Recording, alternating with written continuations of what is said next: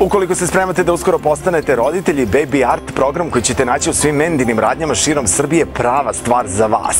Dakle, uz pomoć njega sačuvat ćete neke uspomene na rođenje svog deteta i svi mi kod kuće imamo neku malu cipelicu ili neki pramen kose, ali Baby Art je zaista nešto posebno i jako lepo. Ovde je ram za fotografije, ali tu je jednostavno i parče gline u kojoj možete sačuvati otisak stopala vašeg deteta, dakle, koje neće naškoditi koži vašeg deteta, a takođe nije potrebno termički obrađivati, samo se osuši za neka 2 minuta. Ovde imamo ramove za otiske, dakle,